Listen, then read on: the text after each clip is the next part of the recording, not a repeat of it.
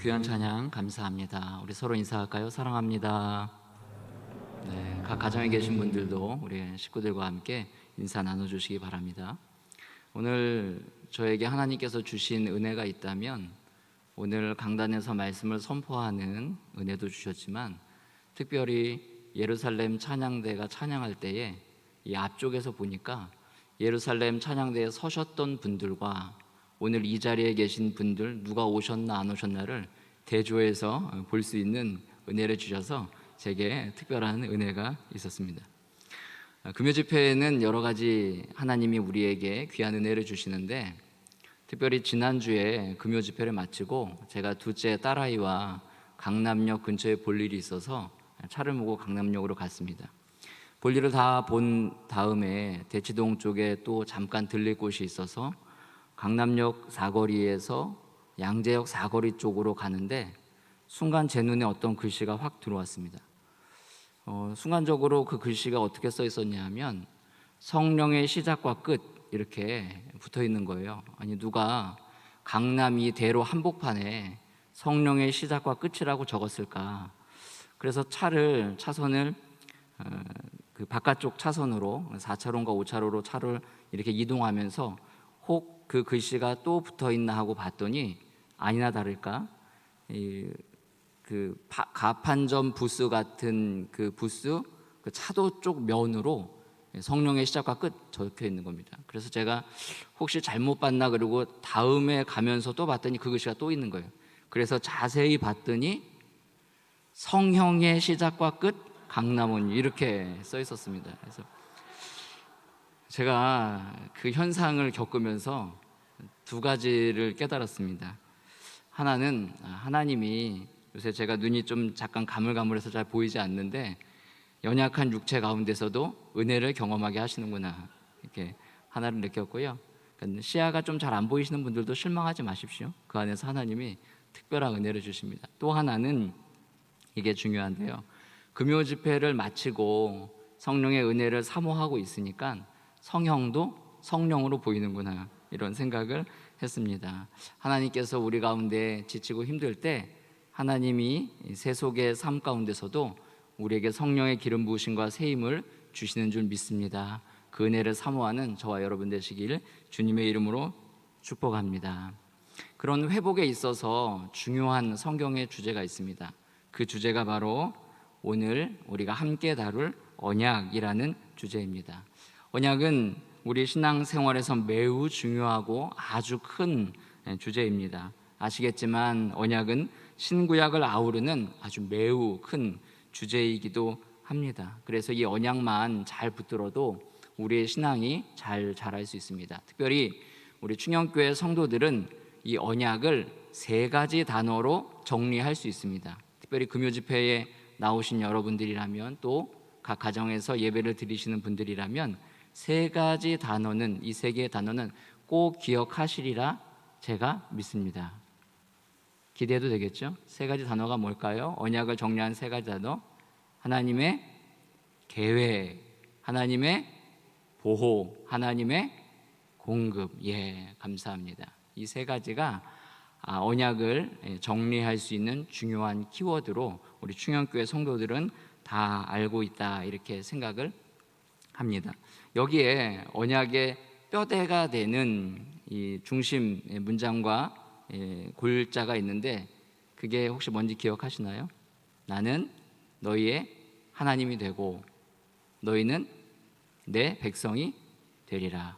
이게 또 하나의 큰 골자입니다. 그리고 그 언약을 기준으로 하나님이 하나님의 백성과 하나님을 묶어주신다. 이 정도로 일단 정리해 두시면 좋겠습니다.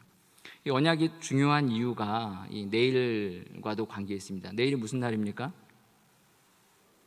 네? 네, 감사합니다. 할로윈데이라고 말할 줄 알고 내심 걱정했는데 맞습니다. 내일은 종교개혁 기념일입니다. 이번 주간은 종교개혁 주간으로 저희가 보내고 있고요. 내일은 10월 31일을 종교개혁 기념일로 저희가 기념하고 있습니다. 특별히 종교개혁자 루터는 이 새 언약과 관련해서 이렇게 정의합니다. 새 언약이 칭의와 연결된 믿음의 언약이다, 이렇게 이해를 했습니다. 그래서 루터는 칭의가 언약으로부터 발생한다, 이렇게 생각을 했죠. 그가 쓴 글에는 이런 글을 남겨놨습니다. 오늘 우리를 의롭게 한 믿음과 은혜는 하나님의 언약 없이 그것 자체로 우리를 의롭게 하는 것이 아니다. 왜냐하면 하나님께서는 믿고 세례받는 자가 구원받도록 우리와 약속과 언약을 체결하셨기 때문이다. 칼빈 역시 이 칭의의 근거와 관계돼서 그냥 굉장히 깊은 언약 신학의 이해를 갖고 있었는데요. 특별히 칼빈 같은 경우에는 예정교리와 교회론과도 이것을 연결하여 설명해주고 있습니다. 그 부분은 다루지 않겠습니다. 아무튼 이 종교개혁과 관련해서 우리는 믿음으로 의롭다함을 얻는다, 이 이신칭의에 대해서는 잘 알고 있지만 이 이신칭의가 언약의 기초에 있다는 사실도 함께 기억해 주셨으면 좋겠습니다. 그렇다면 이렇게 중요한 이 언약이라는 주제를 우리가 다루는데, 그러면 언약이라는 이 단어가 과연 신약 성경에는 몇 번이나 나올까요? 네, 아무도 준비해 오지 않으셨기 때문에 아시리라 생각지는 않습니다. 신약 성경에 33번 나옵니다. 신약 성경에 이 언약이라는 단어가 33번 나오는데요. 33번 나오는 중에 그 절반인 한 17번 정도가 히브리서에 나옵니다. 그리고 17번 나오는 히브리서에 17번 나오는 중에 14번이 8장, 9장, 10장에 나옵니다. 그러니까 히브리서 8장, 9장, 10장은 언약을 중심으로 이 모든 본문을 다루고 있다 해도 과언이 아닙니다. 그러면 이 히브리서 8장, 9장, 10장에서 다루는 이 언약이 어떤 건가 전체적으로 보기 전에 우선 우리 6절의 말씀을 함께 먼저 살펴보도록 하겠습니다. 볼펜이 가지고 계신 분들은 성경책이나 혹은 오늘 나눠드린 금요집회 순서지에 나와 있는 성경 구절에 이렇게 괄호 묶기를 한번 했으면 좋겠습니다. 6절에 보시면 그러나 이제 그 다음에 그는 더 아름다운 직분을 얻으셨으니, 이렇게 하나 괄호를 묶어주셨으면 좋겠고요. 그 다음에 그는 더 좋은 약속으로 세우신, 또 이렇게 하나를 괄호로 묶으셨으면 좋겠습니다. 그리고 마지막으로 더 좋은 언약의 중보자시라, 이렇게 괄호를 묶어주시면 되겠습니다. 우리말 어순하고 이 헬라어 원어의 어순은 조금 이렇게 차이가 있는데, 여러분들이 묶으신 그 괄호를 보시면 이 더 좋은 약속들은 더 좋은 언약에 대한 설명입니다. 더 좋은 언약에 대한 설명이고요. 그 다음에 더 좋은 언약의 중보자는 더 아름다운 직분을 설명해 주고 있습니다. 또 동시에 그리스도께서 갖고 계신 아름다운 직무를 통해서 그분이 더 좋은 언약의 중보자라는 것을 또 보여주고 있습니다. 문장 구조가 이렇게 되어 있고요. 또 더 좋은 약속이라고 되어 있는데 원문에는 복수로 되어 있고요. 더 좋은 약속들은 이후에 나오는 10절부터 12절에서 그 내용이 설명되고 있습니다. 이 더 좋다는 말은 비교 대상이 있다는 뜻이 되겠죠. 그래서 무엇과 더 좋은 것을 비교하고 있느냐, 이렇게 놓고 보면 8장 1절을 보시면 이렇게 기록되어 있습니다. 지금 우리가 하는 말의 요점은, 아주 중요한 가르침은 이러한 대제사장이 우리에게 있다는 것이다. 히브리서의 중요한 그 가르침 중에 하나는 땅에 있는 이 성전은 하늘에 있는 성전의 모양이고, 그곳에서 봉사하는 제사장들 역시 참 성소에서 섬기는 대제사장 되시는, 사장에는 큰 대제사장이라고 이렇게 표현을 했죠. 예수님의 모형을 따라 하는 것과 같습니다. 그래서 1절에서부터 5절을 가만히 읽어보시면 땅에 있는 성소에서 섬기는 제사장과 하늘 참 성소에서 섬기는 예수님을 비교하고 있다는 것을 알 수 있습니다.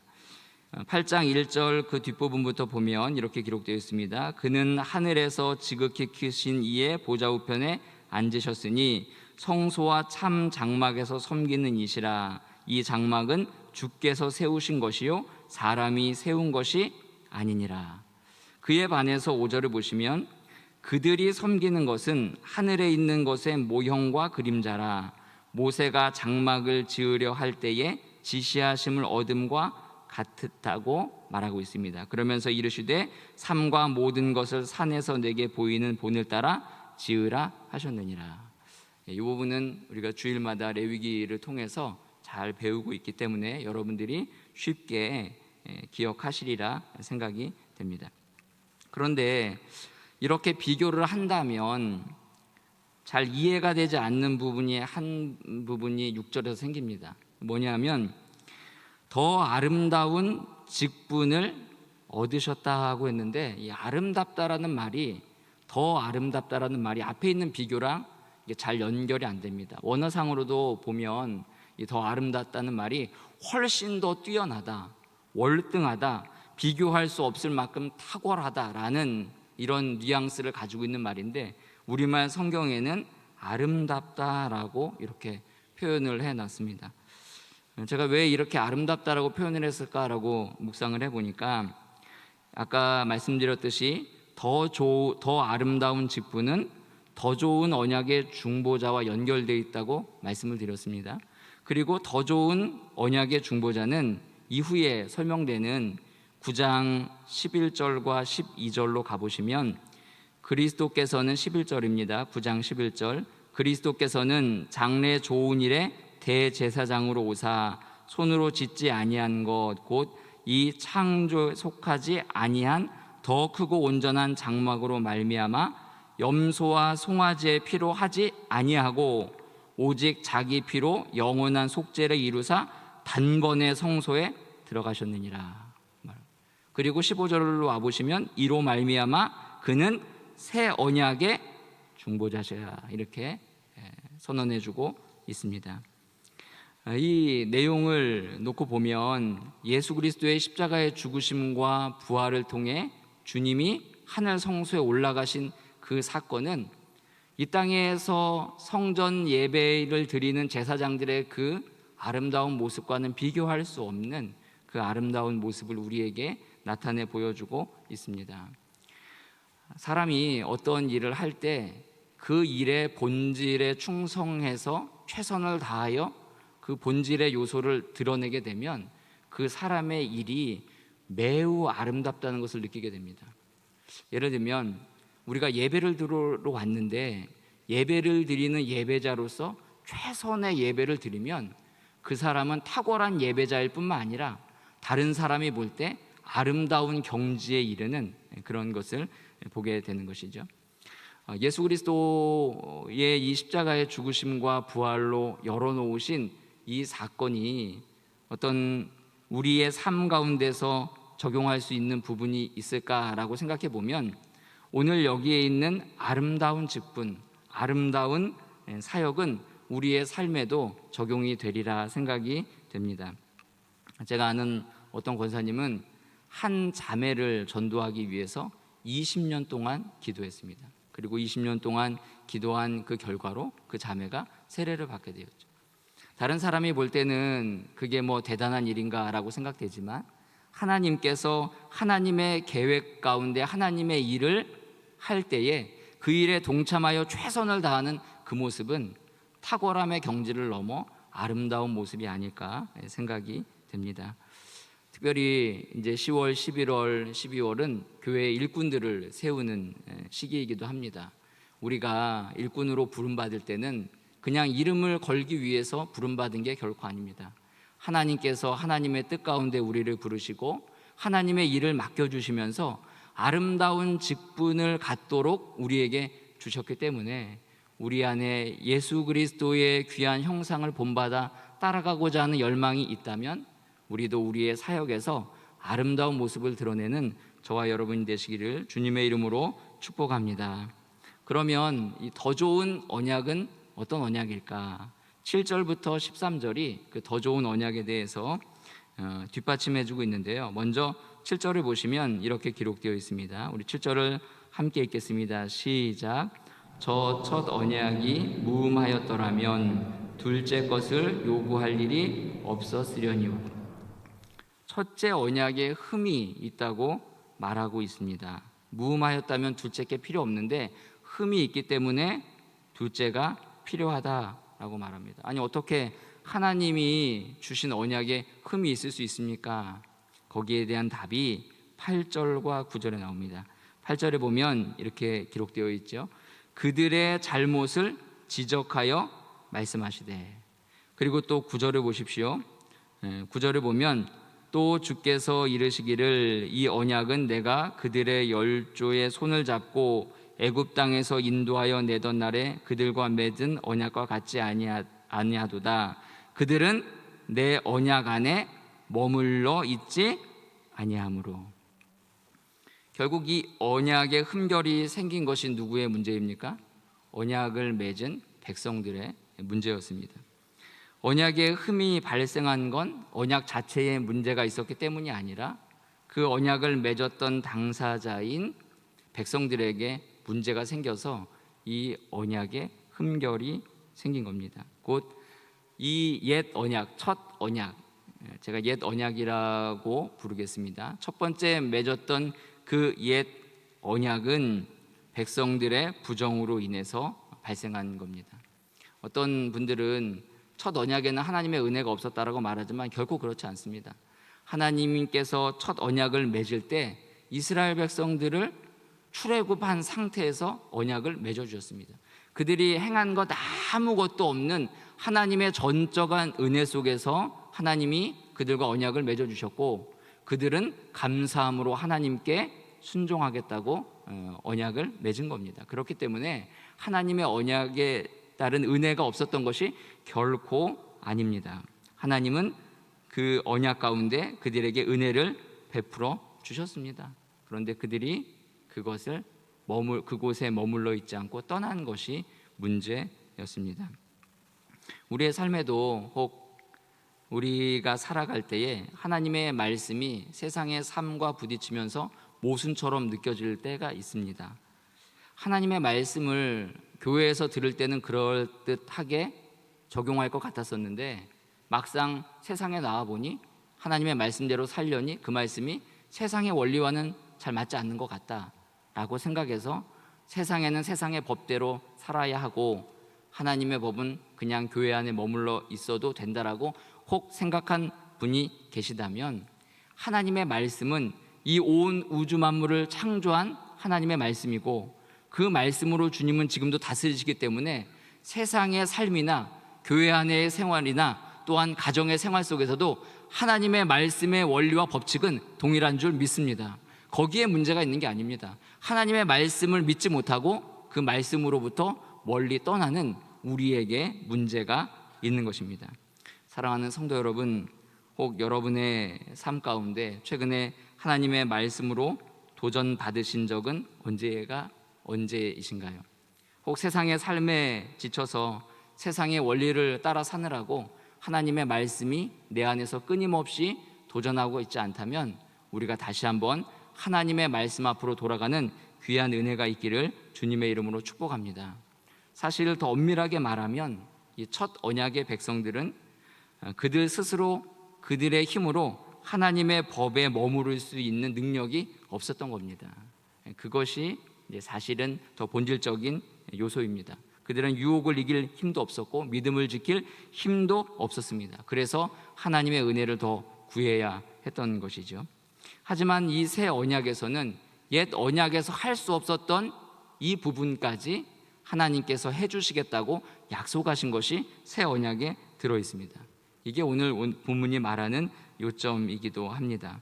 하나님은 언약을 떠난 이 완악한 백성들, 하나님의 언약에 머물러 있지 않은 이들에게 하나님의 언약 안에 머물러 있을 수 있는 하나님의 언약을 새롭게 주셨는데 그게 바로 새 언약입니다. 그러면서 신약 성경 가운데 구약을 인용한 아주 가장 긴 구절, 그게 바로 오늘 예레미야 31장 31절부터 인용된 말씀인데 오늘 우리가 읽었던 본문 안에 들어 있습니다. 오늘 본문 8장 8절 중간부터 12절까지가 예레미야 31장에 기록되어 있는 새 언약에 대한 내용입니다. 새 언약이라는 이 근본적인 본질적인 내용은 사실은 그 이전부터 있었습니다. 그러나 새 언약이라는 단어가 처음 구약에서 사용된 것은 예레미야인 거죠. 다른 선지자들에게도 이러한 내용은 들어 있었지만 직접적인 언급은 예레미야에서 있습니다. 따라서 이 새 언약이 갑자기 생겼다 이렇게 보시는 것은 조금 어렵고요. 원래 언약 안에 들어 있었던 내용의 요소가 새 언약으로 이전되었다라고 보시면 더 좋습니다. 그 내용이 13절의 말씀입니다. 13절 말씀을 보시면 새 언약이라 말씀하셨음에 첫 것은 낡아지게 하신 것이니 낡아지고 쇠하는 것은 없어져 가는 것이니라.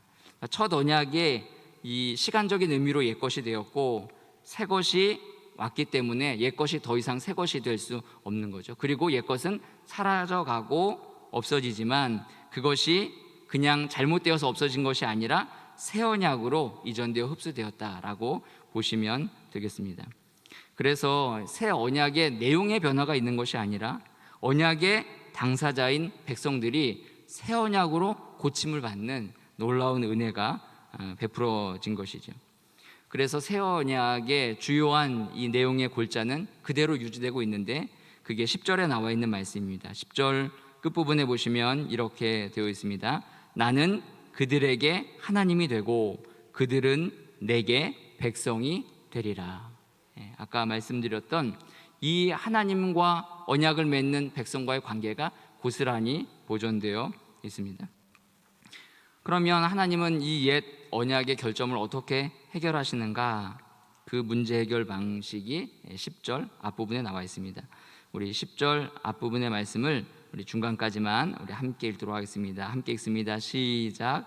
또 주께서 이르시되 그날 후에 내가 이스라엘 집과 맺을 언약은 이것이니 내 법을 그들의 생각에 두고 그들의 마음에 이것을 기록하리라. 아멘.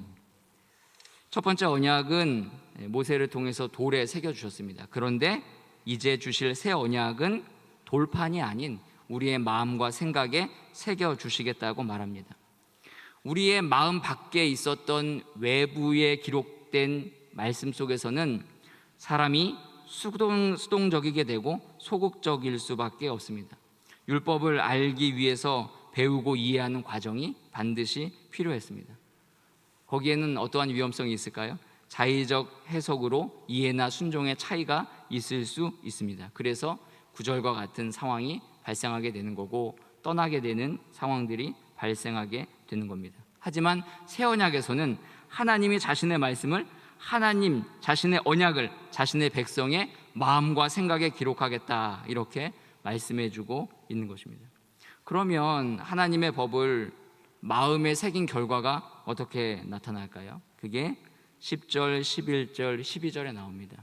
10절 말씀을 보시면 아까 끝에 읽었던 말씀처럼 나는 그들에게 하나님이 되고 그들은 내 백성이 된다고 말씀하셨는데 하나님과의 언약 관계가 완전해지면 어떠한 일이 생깁니까? 자발적인 순종이 가능해집니다. 억지로 무엇인가 두려워서 내가 행하는 것이 아니라 기쁨으로 자발적으로 자원해서 하나님의 법을 따라 살고자 하는 욕망과 열심이 생기게 되는 것입니다. 우리의 깊은 내면에서부터 하나님께 순종하기를 열망하게 되는 것이죠. 여러분이 예수님을 믿고 은혜 받았을 때를 한번 생각해 보십시오. 그리고 여전히 그러한 마음이 우리에게 있지만 때로는 마음이 식어져서 하나님을 향한 열망이 없을 때도 있지만 내가 하나님을 위해서 정말 하나님이 기뻐하시는 위해서 살아가고자 하는 열망이 우리 안에는 다 있는 줄 믿습니다. 그것이 때로는 겉으로 잘 나타날 때도 있지만 때로는 그게 작아질 수도 있습니다. 하지만 분명한 것은 우리 안에 하나님께 순종하고자 하는 자발적인 마음이 여전히 우리 안에 있다는 것입니다. 그리고 성령 하나님께서 은혜를 부어주실 때 그것이 불일 듯 일어나게 되는 겁니다. 나는 그들에게 하나님이 되고 그들은 내게 백성이 되리라는 이 완벽한 언약 관계가 일어날 수 있도록 자발적인 순종이 가능해지는 것이죠. 두 번째로는 어떠한 일이 발생합니까? 11절에 보면 이렇게 기록되어 있습니다. 11절의 말씀을 함께 읽습니다. 시작. 또 각각 자기 나라 사람과 각각 자기 형제를 가르쳐 이르기를 주를 알라 하지 아니할 것은 그들이 작은 자로부터 큰 자까지 다 나를 알미라. 다 각각 하나님을 알게 된다, 이렇게 말하고 있습니다. 사실 이 말씀에는 조금의 배경 지식이 필요한데요. 구약 레위 계통의 제사장들이 하는 중요한 중보의 역할이 있었습니다. 제사장들이 하는 중요한 기능 중에 하나는 제사를 드리고 돕는 일도 있었지만 하나님의 말씀을 가르치는 일이 제사장에게 매우 중요한 일이었습니다. 부모들이 자녀들에게 토라를 가르쳐야 했는데 하나님의 말씀에 대한 그들의 지식은 누구에게 의존되어 있습니까? 말씀을 보존하고 크게 읽고 설명했던 제사장들에게 달려 있었습니다. 여호와의 존전으로 나가는 것은 극히 제한되어 있었고 당연히 성막과 성소에 들어갈 수 있는 사람 역시도 제한되어 있었고 대제사장만 1년에 한 번씩 지성소에 들어갈 수가 있었습니다. 그들이 들어갔다 나와서 하나님의 말씀을 가르치고 베풀었던 것이죠. 그런데 새 언약에서는 어떠한 일이 벌어졌습니까? 예수님께서 십자가에 죽으시고 부활하심으로 하늘 성소에 들어가시고 하늘 성소에 들어가실 뿐만 아니라 그 길을 열어서 누구든지 예수님을 통하여 하나님께 나아갈 수 있는 길을 열어주셨습니다. 그래서 어떠한 일이 벌어진 겁니까? 하나님과 이제는 누군가와 어떤 중간의 중재자가 아닌 예수 그리스도를 통해서 친밀한 교제를 경험하게 된 것입니다. 하나님께서 우리의 마음에 이 언약을 주셨는데 이 언약이 우리 마음에 들어오니 하나님과 친밀한 교제가 가능해졌다는 겁니다. 자발적으로 순종할 뿐만 아니라 하나님과 친밀한 은혜를 경험하는, 하나님과 연합되는 놀라운 은혜를 경험하게 되는 것입니다. 이 말씀을 오해해서 교사가 필요 없다, 이런 뜻은 아닙니다. 히브리서 뒤에도 보면 교사가 필요하다는 것을 설명해 주고 있습니다. 여기서 말하고 있는 핵심은 우리가 하나님과 예수 그리스도를 통하여 친밀하게 그 앞으로 나아갈 수 있다는 점입니다. 세 번째로 언약이 우리 마음에 새겨지니까 어떠한 일이 벌어집니까? 12절을 보십시오. 12절을 함께 읽습니다. 시작. 내가 그들의 불의를 긍휼히 여기고 그들의 죄를 다시 기억하지 아니하리라. 하나님의 죄 용서하심을 경험하게 됩니다. 우리가 하나님의 집에 들어갈 때에 우리 제사의 순서가 있었는데 제일 첫 번째 드리는 제사가 뭐였습니까? 속죄제였습니다. 속죄제. 새 언약의 이 언약이 우리에게 주는 유익이 있다면 죄 사함으로 말미암아 아버지에게 들어가는 길이 열렸다는 것이죠. 그곳에 용서가 있기 때문에 이 언약으로 말미암아 하나님과의 관계가 시작될 수 있었던 것입니다. 예수님의 이 희생제사는 두 번 다시 드릴 필요 없는, 해마다 안식일마다 매번 반복해서 드릴 필요가 없는 단번에 그 자신을 드림으로 우리를 하나님께로 인도하셨습니다. 그리고 하나님은 그 안에서 우리의 모든 죄를 용서해 주신 줄 믿습니다. 그 사죄의 은총이 우리에게 있기 때문에 우리가 예수님 안에서 담대하게 주님 앞으로 나아가는 게 아니겠습니까? 영원한 사죄의 이 은총을 받은 이 사람들이 하나님과 교제할 수 있게 됐다는 건 하나님이 사람에게 주신 아주 고귀한 축복입니다. 이러한 새 언약이 우리에게 있는데 하나님이 특별히 이 새 언약을 통하여서 우리에게 주시는 또 다른 은혜는 이것을 우리에게 그냥 맡겨주신 것이 아니라 하나님이 하시겠다는 겁니다. 새 언약의 강조점은 하나님이 직접 하나님이 하시겠다는데 그 강조점이 있습니다. 오늘 8장 10절에만 해도 하나님께서 내가 하겠다라는 표현이 3번 나오고요 12절까지 하면 6번이 나옵니다. 우리말 성경에는 잘 드러나지 않습니다. 하나님께서 친히 하시는데 어떻게 하셨습니까? 그게 바로 오늘 새 언약의 중보자 되신 예수 그리스도를 통해서 그 일을 다 이루신 것을 우리에게 보여주고 있습니다. 하나님의 의지의 절정이 무엇입니까? 바로 예수 그리스도의 십자가의 죽으심과 부활로 우리에게 그 길을 열어주신 사건입니다.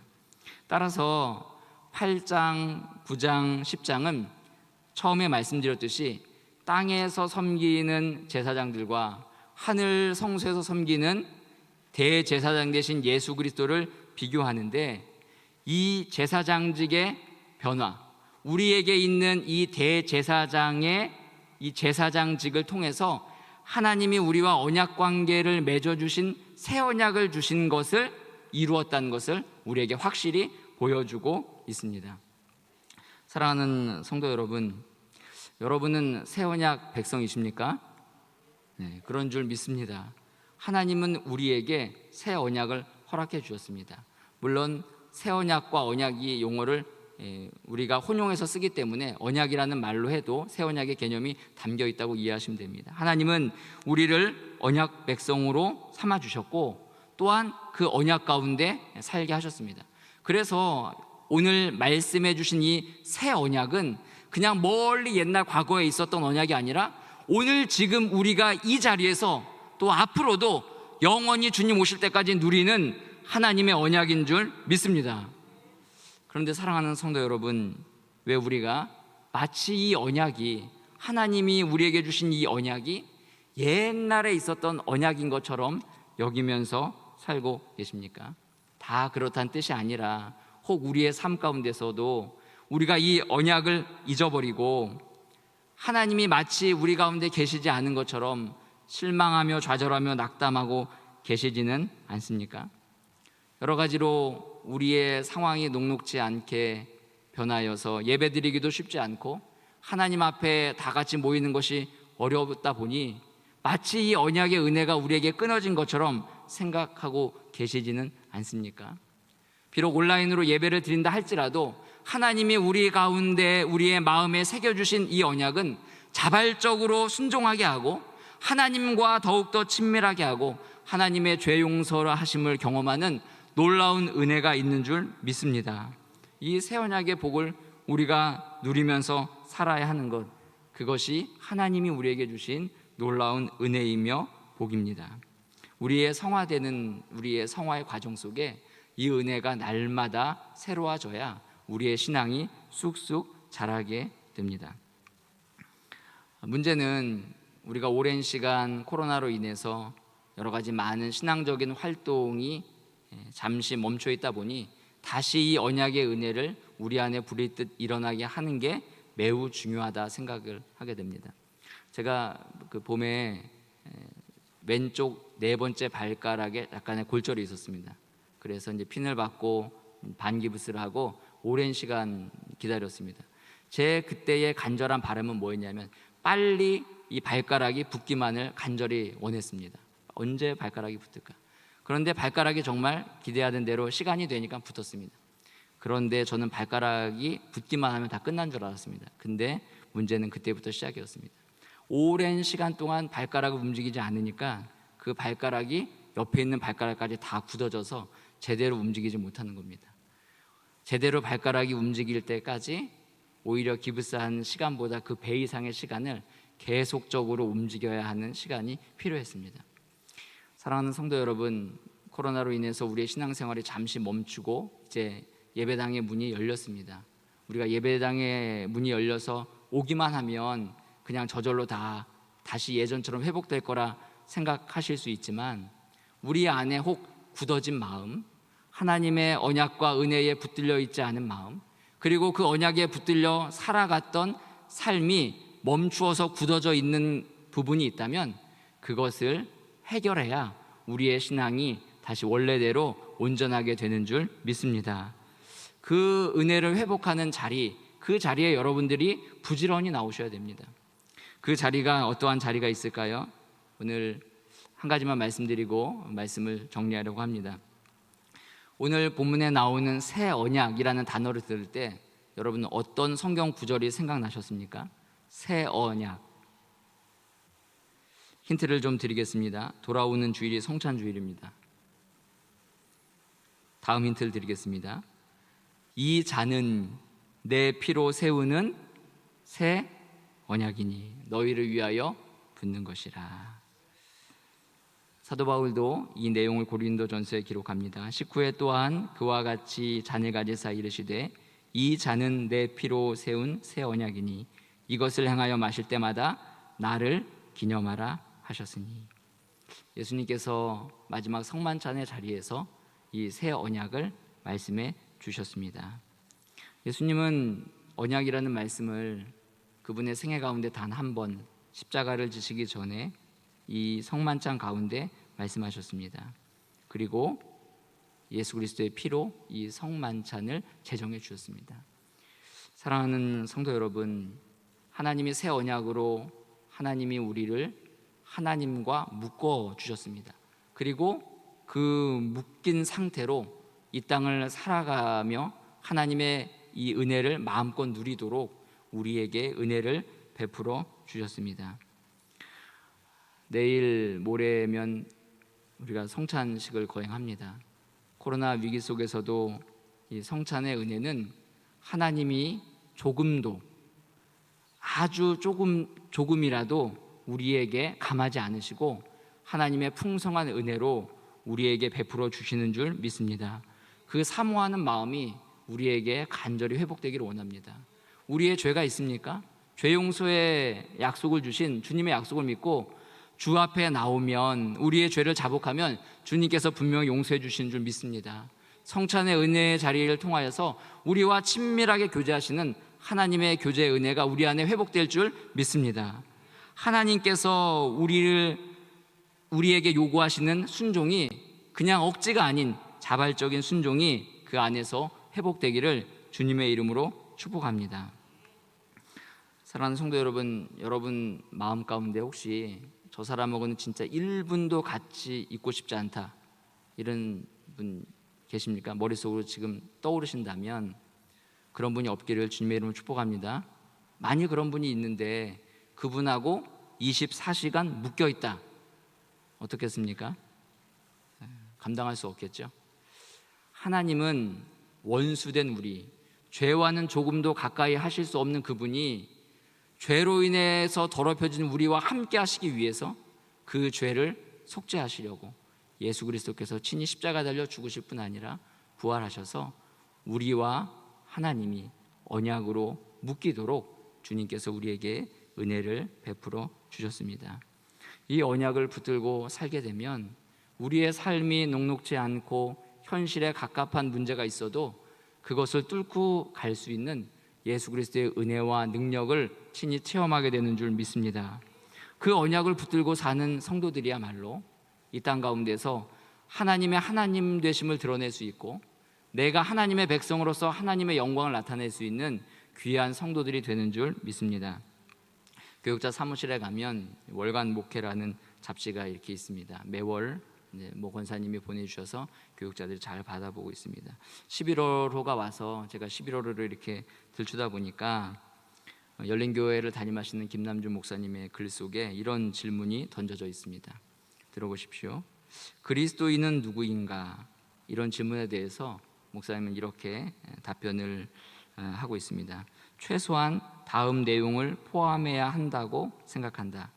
그리스도인은 영적으로 거듭나서 그리스도의 몸에 접붙여졌고 새로운 사상적 관점, 기독교 세계관이겠죠, 관점을 받아들였고 하나님 사랑이 심겨져서, 맨 마지막이 제가 눈길이 간 부분인데, 새 언약에 헌신된 사람이다.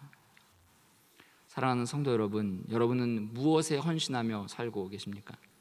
특별히 금요 집회에 나오신 분들이라면 새신자는 별로 안 계실 겁니다. 여러분이 새신자가 아니면 무슨 신자입니까? 헌신자죠. 헌신자. 그냥 멀리 사라져서 없어지는 그냥 낡아진 헌신자가 아니라 새 언약에 헌신된 헌신자가 되는 줄 믿습니다. 금요 집회에 나오시고 금요 집회를 지금 가정에서도 예배를 드리신다면 우리가 그렇게 주 앞에 헌신하기로 다짐한 것이 아니겠습니까? 하나님의 언약에 순종하고 그 언약에 헌신할 때에 하나님이 우리에게 베풀어 주시는 놀라운 은혜로 우리가 삶을 살아가게 되는 줄 믿습니다. 새 언약의 중보자 되신 주님이 우리와 함께 계시고 그 은혜의 길을 활짝 열어주셨으니 우리가 그 앞으로 담대히 나아가시고, 특별히 이번 주일, 다가오는 주일에 있을 성찬을 그냥 받지 마시고 이 새 언약의 깊은 은혜를 묵상하시고, 특별히 지금 주일마다 레위기 설교가 진행되고 있고, 또 히브리서는 이 레위기에 있는 제사의 제도를 어느 정도 여러분들이 머릿속에 그리신다면 그것을 마음에 담아 읽으실 때 하나님의 놀라운 은혜로 또 귀한 깨달음이 생기게 될 줄 믿습니다. 저와 여러분이 정말로 하나님 앞에 나가는데 힘쓰시고 다시 한번 헌신자가 되기를, 새 언약에 헌신되는 저와 여러분 되시기를 주님의 이름으로 축복합니다. 다 함께 찬송가 298장 찬양하신 후에 우리 함께 기도하겠습니다.